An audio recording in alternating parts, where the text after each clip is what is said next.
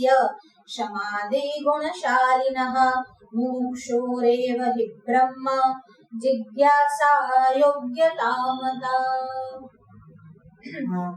हम कल 17वें श्लोक का विचार कर रहे थे और उस विचार में हमने साधन चतुष्टय के विषय में चर्चा की।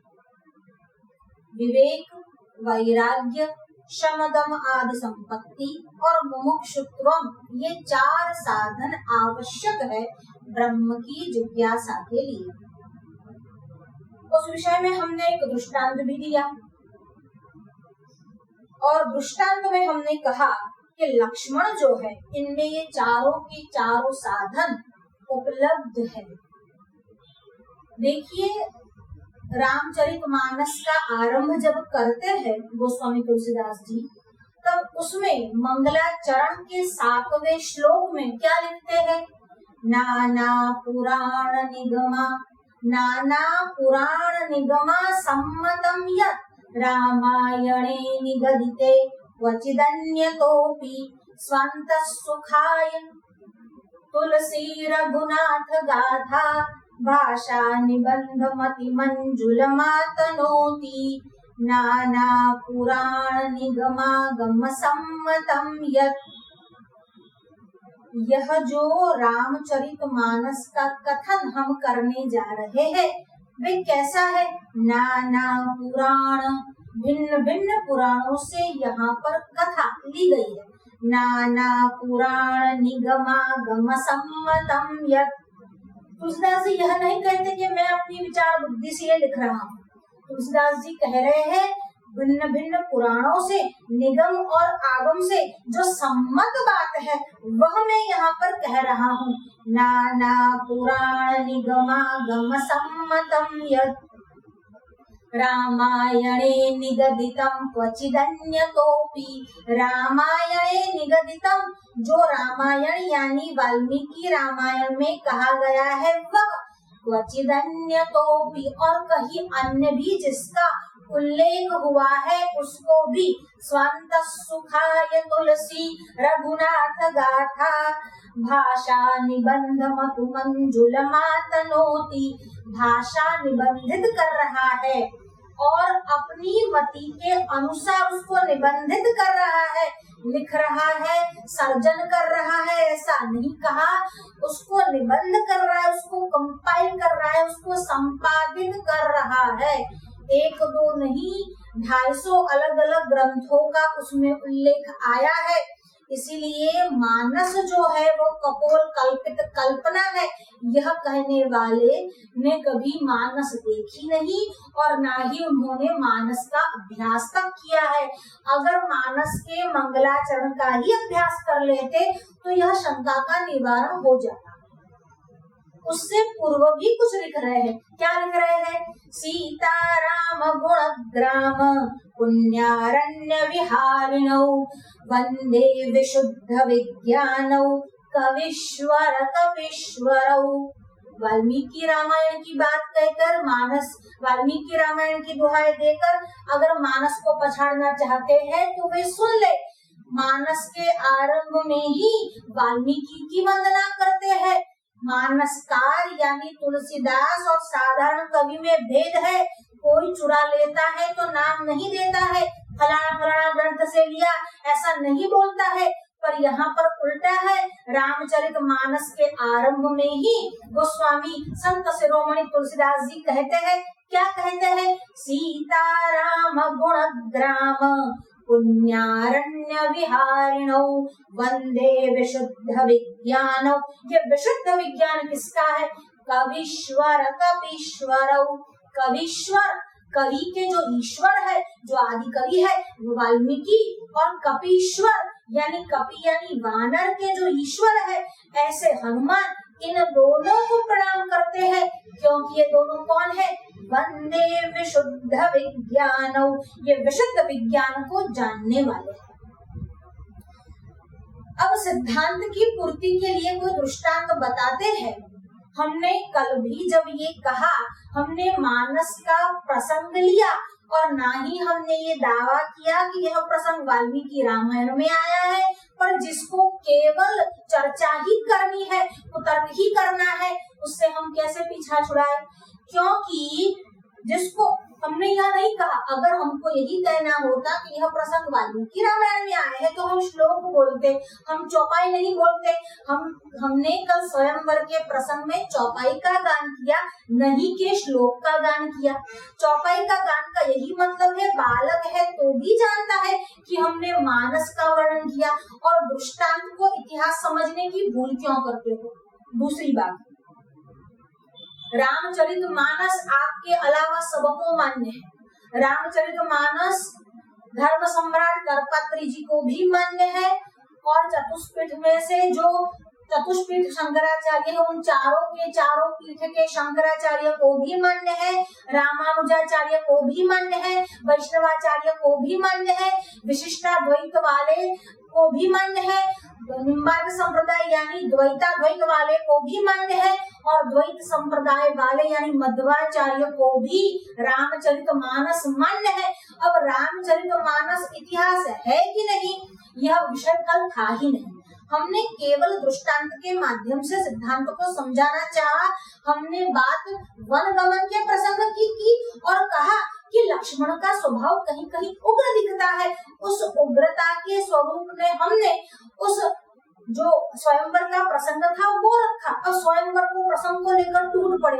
देखिए, अगर आप सुअर को कहीं छोड़ दो तो वो आइसक्रीम पार्लर पर जाकर खड़ा नहीं रहेगा, उसको वही मजा आएगा जहाँ पर वो खड़ा हो, उसको वही आनंद आता है, क्योंकि वही उसको आनंद मिलता है। इसीलिए रामचरितमानस के आरंभ में मंगलाचरण करते समय गोस्वामी तुलसीदास जी खल वंदना भी करते हैं। देखिए, राम जी की, जानकी जी की, कविश्वर कपीश्वर किया और खल की वंदना भी की। और खल की वंदना करते करते तुलसीदास जी कहते हैं, जो बालक कहतो तरि बाता, सुनीत मुदित मन पितु अरु माता, हसी हरि पूर कुटिल कुविचारी, जे पर दूषण भूषण धारी। श्री राम जय जय राम, श्री राम जय जय राम। जो बालक करी तोतरी बाता, जैसे बालक की तोतरी बानी को भी सुनकर सुनी हम मुदित पितु और माता, माता पिता और गुरु को आनंद होता है कि मेरा बालक है, धीरे धीरे सीख रहा है। पर हसी हहि पूरा कुटिल कुविचारी, जे पर दूषण भूषण धारी। जो परदूषण के यानी दूसरों के ही दूषण को ढूंढता रहता है, ऐसे लोगों के लिए यह हंसी की बात हो सकती है, परंतु जो माता पिता और गुरु है वह तो इसको देखकर और सुनकर आनंद अनुभूत करते हैं। वैसे ही गोस्वामी तुलसीदास जी के मानस को देखकर सज्जन पुरुष, विद्वान पुरुष तो उसका आनंद उठाते हैं, पर जो केवल कोतारटल लगाए रहते हैं कि ये प्रामाणिक इतिहास नहीं, जो आर्य समाज आदि लोगों से दूषित विचारधारा के लोग हैं, वो मानस की अवहेलना करते ही है। तीसरी बात, अब बात यह है कि यह प्रसंग नहीं आया। अब हम ये प्रसिद्ध करेंगे कि यह प्रसंग आया है। कहाँ कहाँ आया है? आप पद्म पुराण के पाताल खंड में देखिए कि यह प्रसंग आया है कि नहीं आया है। आप अध्यात्म रामायण के बालकांड में देखिए यह प्रसंग आया है कि नहीं आया है। स्वयंवर का प्रसंग आया है, न केवल मानस में, अध्यात्म रामायण में भी आया है। और अध्यात्म रामायणकार कहते हैं, गृहीत्वा वाम हस्तेन लीलया तोलयन् धनुः, आरोपयामास गुणं पश्यत्स्वखिल राजसु। अखिल राजसु, सभी राजाओं के समक्ष।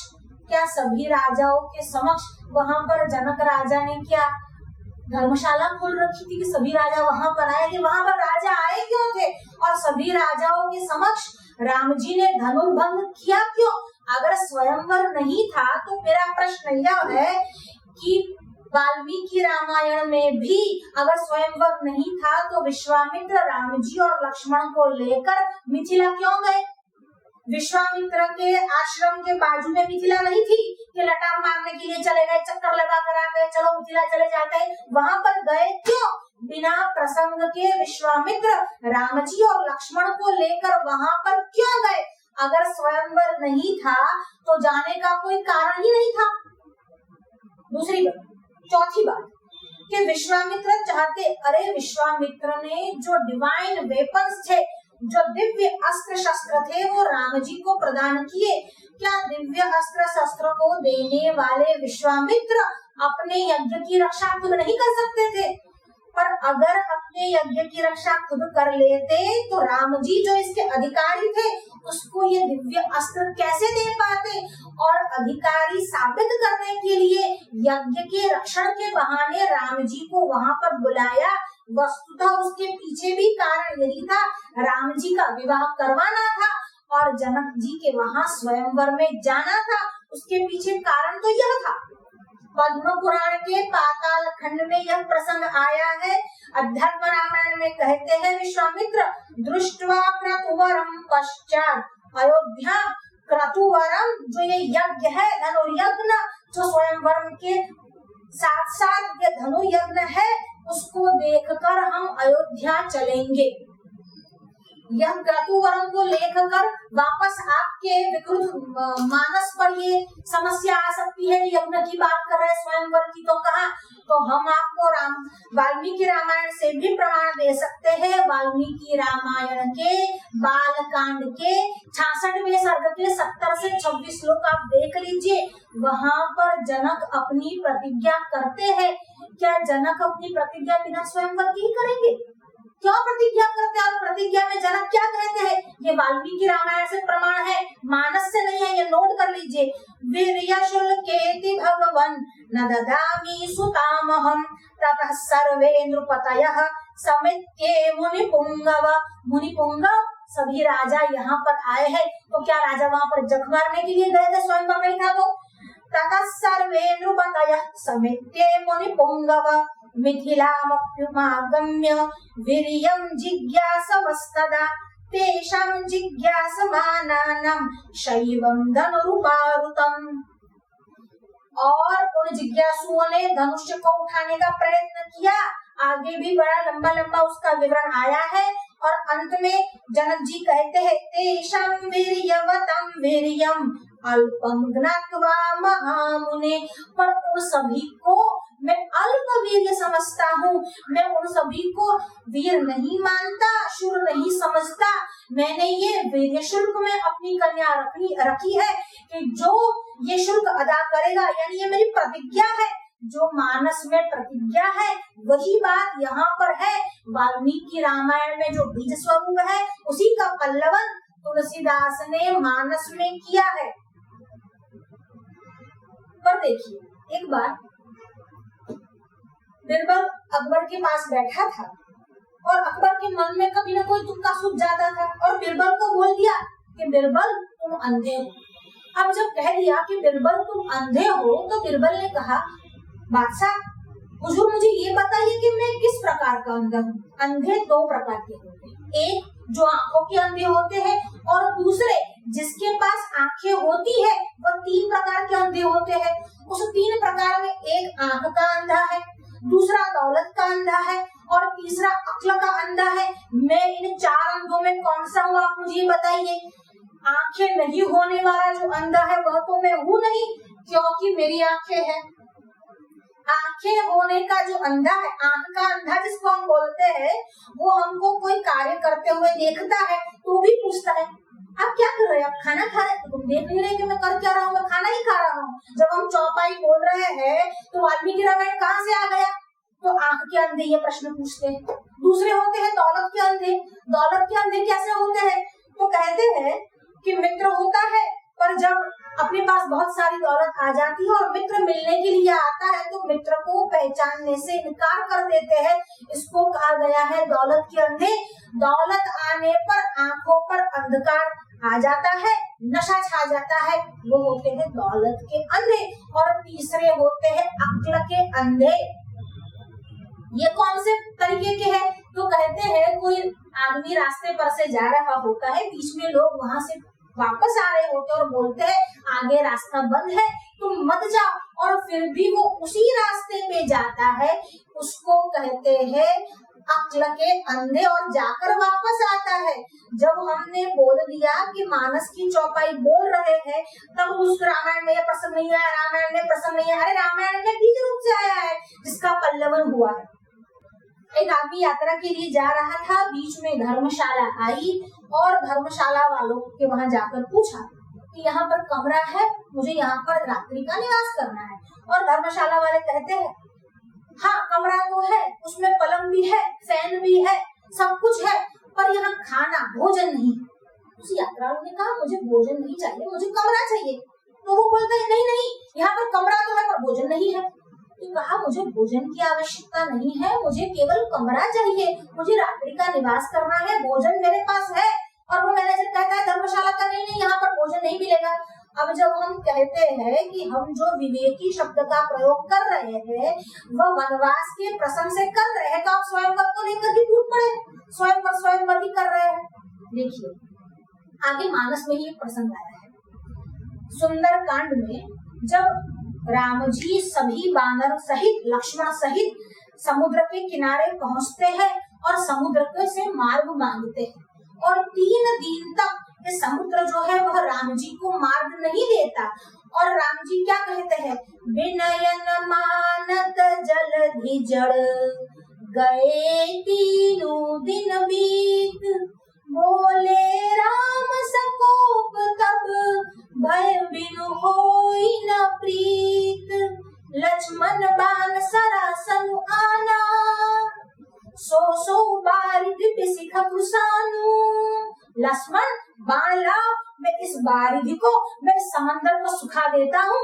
और जब ये कहा, देखिए यह भी चौपाई है, पर अगर आप वही प्रश्न पूछेंगे तो हम आपको कह देते हैं युद्ध कांड में भी यह प्रसंग आया है। वाल्मीकि रामायण के युद्ध कांड में भी 21वें सर्ग में 20 और 22 श्लोक में यह प्रसंग आया है। जब भी मानसकार कुछ बोलते हैं प्रमाण सहित बोलते हैं, बिना प्रमाण के बोलते ही नहीं। पर जिसको तुलसीदास से घृणा है या रामचरितमानस से द्वेष है, ये ऐसी उटपटांग बातें कर सकते हैं। अब हम एक और भी प्रसंग लेकर आए हैं। देखिए हमारे पास विवेक चूड़ामणि को छोड़कर इस बातों का कहने का क्या तात्पर्य है, तो दूसरे लोग भी ये समझ ले और सुन ले कि जो हमारे शास्त्र है उसमें रामचरितमानस भी बहुत आधारभूत ग्रंथ है। दूसरे कोई लोग केवल अविवेकी होकर, अभिनयी होकर ऐसी उत्पटांग बातें न करे, उनके लिए हमने ये सारा समय जो है बताया है। कहा देखिए अगर रामायण मीमांसा नामक करपात्री जी का ग्रंथ आपके पास है तो उसका 328 नंबर का पृष्ठ आप खोलिए, जिसमें करपात्री जी महाराज कहते हैं वस्तुतः तुलसीदास एक वैदिक सनातन धर्म के प्रतिष्ठित विद्वान तथा भगवद भक्त थे। उनकी दृष्टि में सांगोपांग मंत्र, ब्राह्मण, वेद, उपनिषद, तत्व, आगम, पुराण, रामायण, महाभारत आदि इत्यादि सभी प्रमाण हैं। उन्होंने नाना पुराण निगमागम सम्मत सिद्धांत का उल्लेख किया है। रामचरित के संबंध में वे वाल्मीकि रामायण को मुख्य सेतु कहते हैं और अपने को उस पर चलने वाली लघु पिपीलिका कहते हैं। तुलसीदास जी स्वयं अपने को लघु पिपीलिका कहते हैं।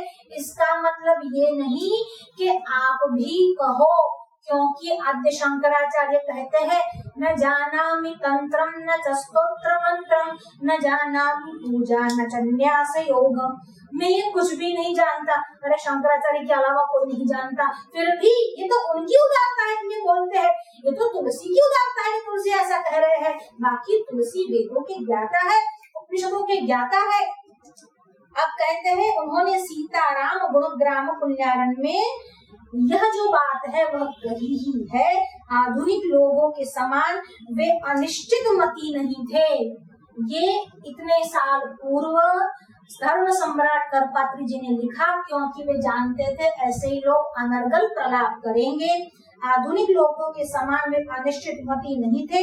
उन्होंने मानस के आरंभ में ही जैसे वाल्मीकि रामायण के प्रति अपनी आस्था प्रकट की, बतला दिया कि मैंने अपने गुरु से सूकर क्षेत्र में जो कथा सुनी उसी का वर्णन कर रहा हूँ। मूल कथा भगवान सदाशिव ने रचकर अपने मन में रख छोड़ी थी, उसी का अवसर पाकर उन्होंने पार्वती से वर्णन किया। जिन्होंने यह कथा पहले न सुनी हो उन्हें आश्चर्य नहीं करना चाहिए, क्योंकि भगवान राम के अनंत जन्म, अनंत नाम तथा कर्म है। कल्प भेद से भगवान के विविध चरित्र हुए हैं। उनका अनेक प्रकार से मुनियों ने इतिहासों, पुराणों तथा संहिताओं में वर्णन किया है।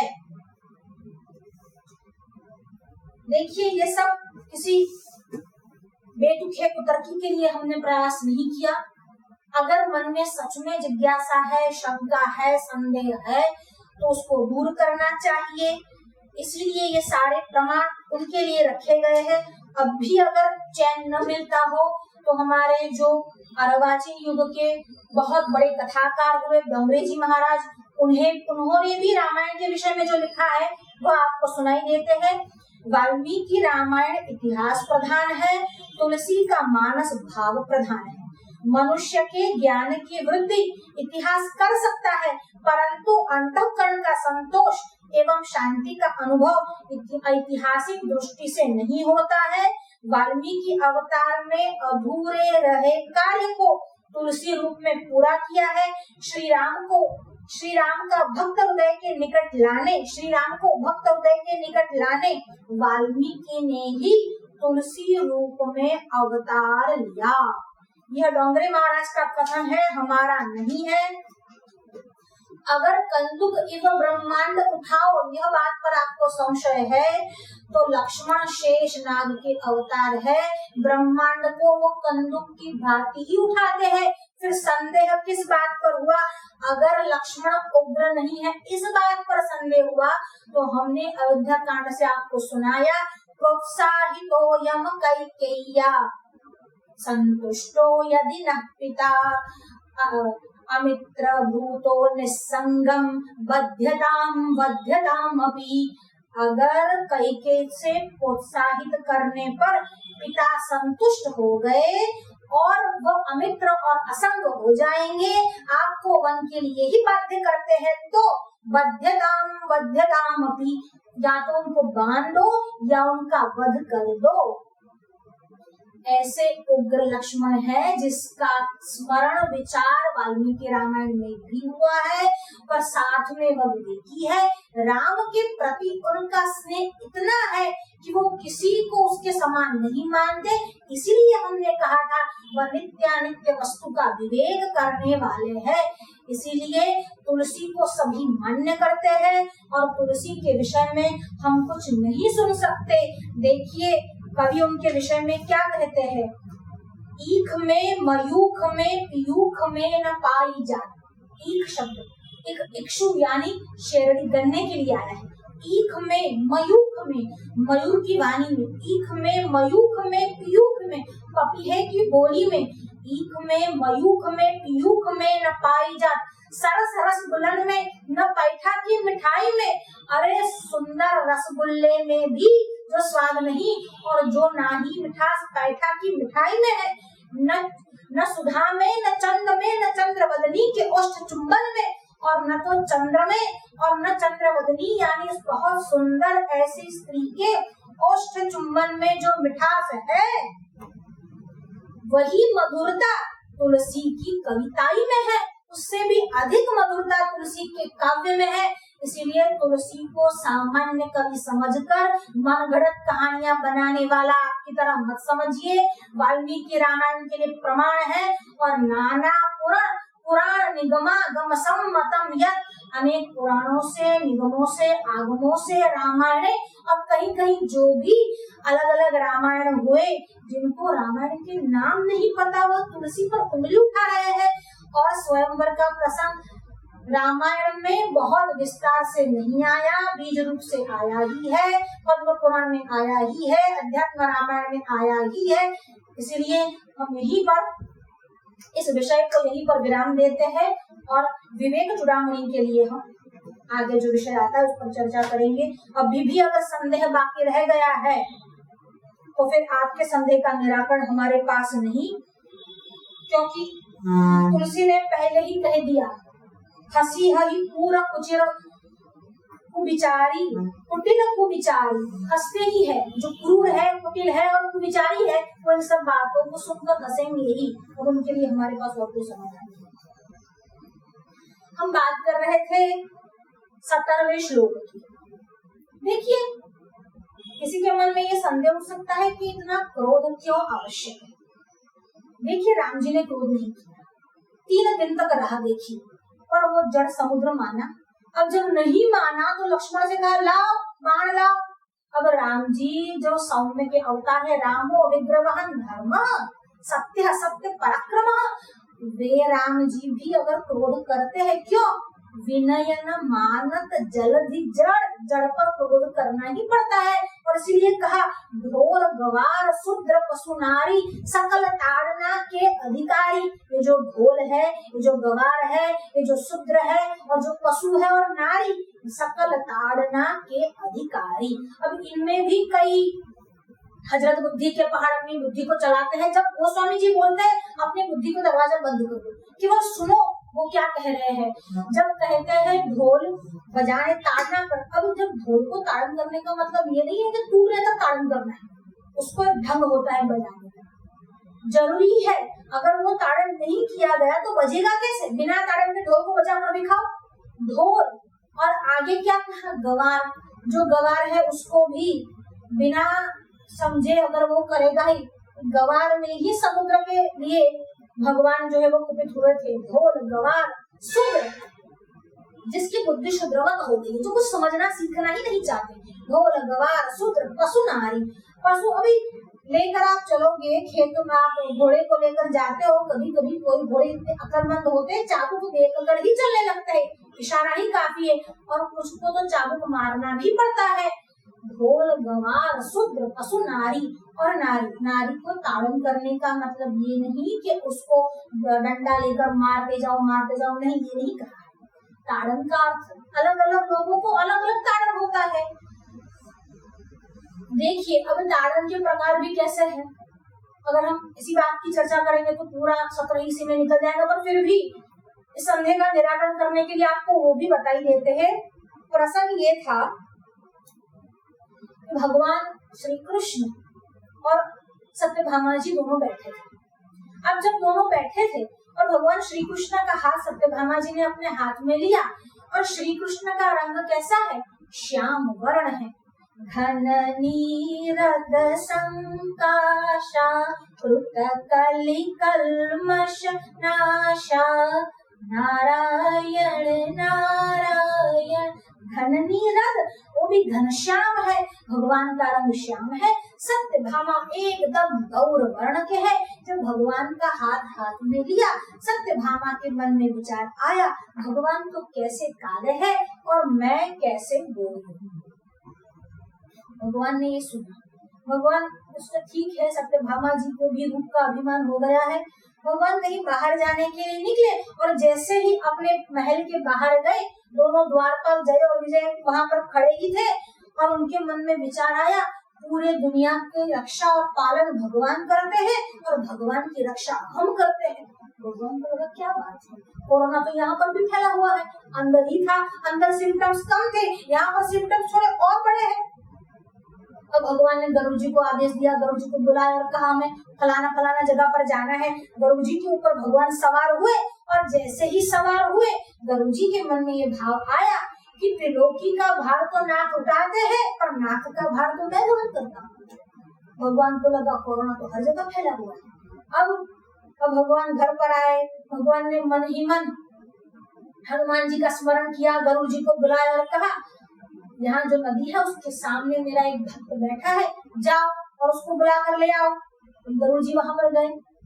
अब जब गरुड़ जी वहां पर गए और देखते हैं तो तो वहां पर तो कोई था नहीं, इधर उधर देखा कोई दिखा नहीं, पर जब इधर उधर देखते हुए नजर उनकी ऊपर गई तो क्या देखते हैं, एक वृक्ष पर हनुमान जी कपि पर बैठे हुए हैं और वो क्या कर रहे हैं, हनुमान जी का एक ही क्या, श्री राम जय राम, एक ही काम करते हैं।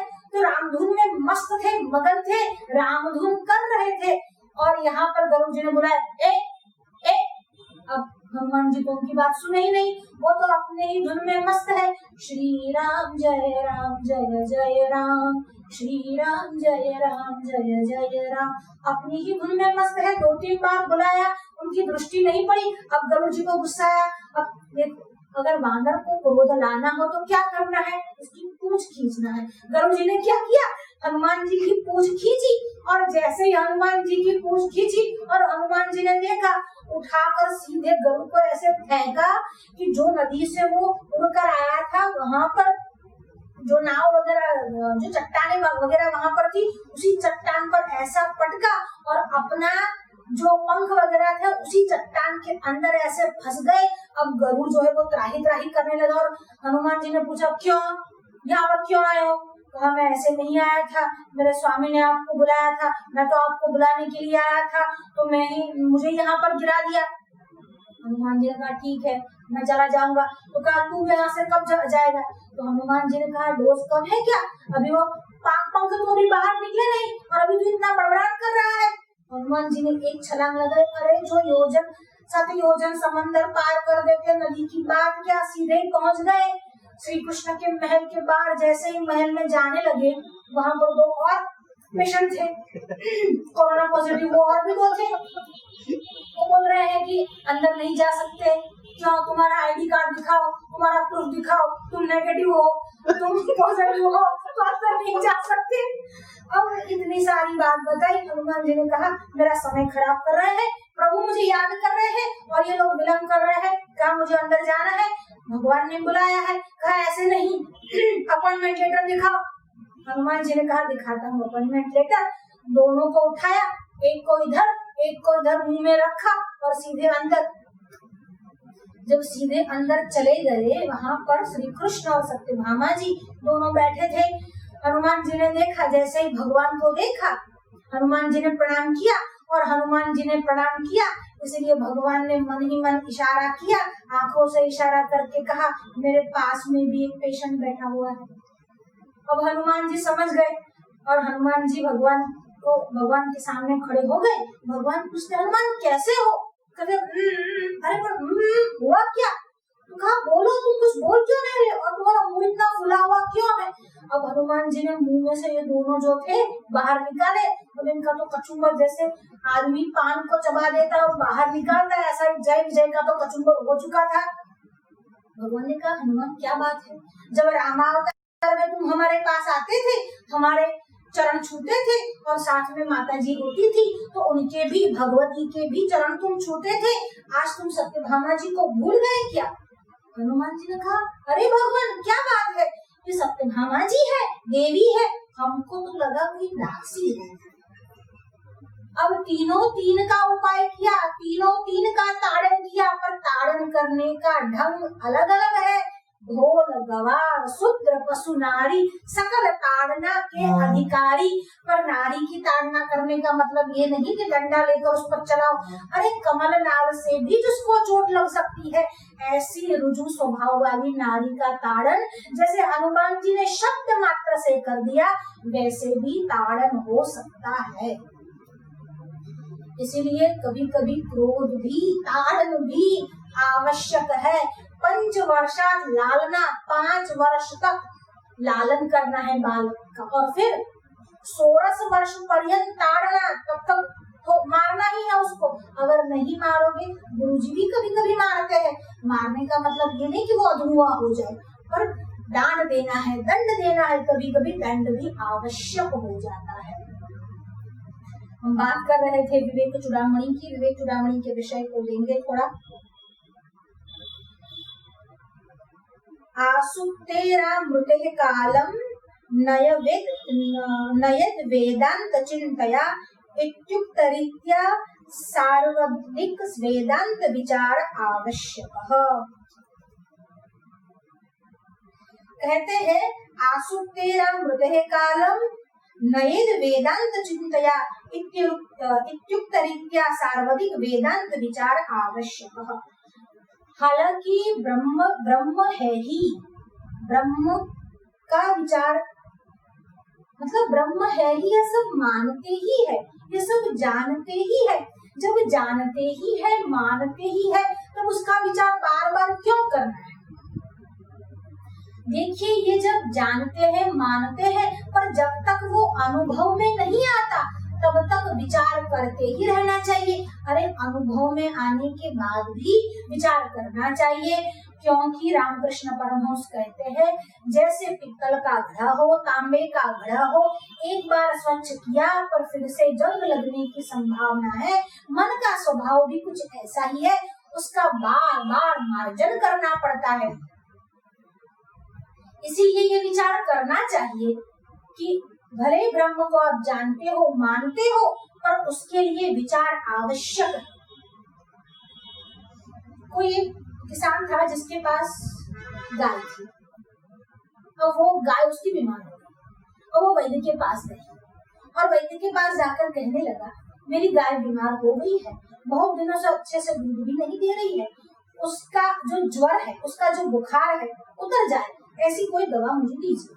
वैद्य ने कहा ठीक है, तुम ये दवाई लो और गाय का जो घी है उस घी में या फिर मक्खन में, नवनीत में उसको मिलाकर गाय को चटा देना। 3 ही डोज में काफी हो जाएगा और 3 डोज के बाद उसको पुनः दवा की आवश्यकता नहीं रहेगी। कहा ठीक है। अब ये किसान घर पर गया, 3 दिन तक प्रयोग करके देखा, 4थे दिन वापस आया, कहा कैसा हुआ, तुम्हारी गाय ठीक हो गई, बुखार उतर गया? तो कहा नहीं वैद्य साहब, क्या करूं, मेरी गाय तो और बीमार हो गई। तो कहा मैंने जो औषधि दी थी वो उसको खिला तो रहे हो ना? तो कहा बिल्कुल वैद्य जी, बिल्कुल उसको खिला रहा हूँ, पर फिर भी ठीक नहीं हो रही। तो कहा जैसे बताया था वैसे खिला रहे हो?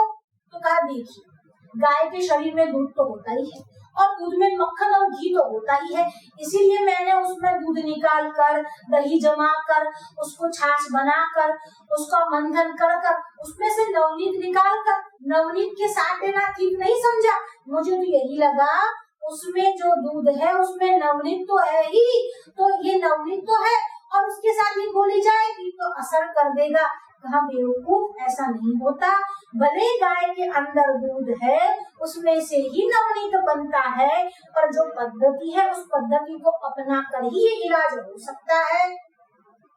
इलेक्ट्रिसिटी पानी में है ही, सूर्य प्रकाश में है ही, पर फिर भी वहाँ पर इलेक्ट्रिसिटी पवन के द्वारा, विंडमिल के द्वारा पानी को ऊपर से फेंक कर उत्पन्न करनी पड़ती है, जनरेट करनी पड़ती है। हालांकि वह ट्रांसफॉर्मेशन ही है, शक्ति की उत्पत्ति तो भला कैसे हो सकती है, पर पानी में से उसको निकालना तो पड़ेगा। पानी अगर डाल दोगे तो बल्ब नहीं चलेंगे, फैन नहीं चलेगा, एसी नहीं चलेगा, टीवी नहीं चलेगा, पर पानी के माध्यम से जो इलेक्ट्रिसिटी उत्पन्न होती है उससे ये सारे उपकरण चलेंगे। वैसे ही ब्रह्म है, ये मानते हैं, जानते हैं, फिर भी ब्रह्म का विचार आवश्यक है और जीवन पर्यंत ब्रह्म का विचार करना है। और इसीलिए पूर्ववृत्त के बाद ही जिज्ञासा हो सकती है, और ब्रह्म की ही जिज्ञासा करनी है, क्योंकि ब्रह्म ही जानने योग्य है। श्वेत केतु उद्दालक से पूछते हैं, उनको अभिमानित देखकर उद्दालक पूछता है, श्वेत केतु वत्स पुत्र, तुमने क्या वो जान लिया जिसको जानने से सब कुछ जान लिया जाता है? तुमने क्या वो पदार्थ, वो वस्तु जान ली? और श्वेत केतु ने कहा नहीं, मैंने सब कुछ पढ़ा पर वो नहीं जाना। तब उद्दालक ने कहा वो नहीं जाना तो क्या जाना?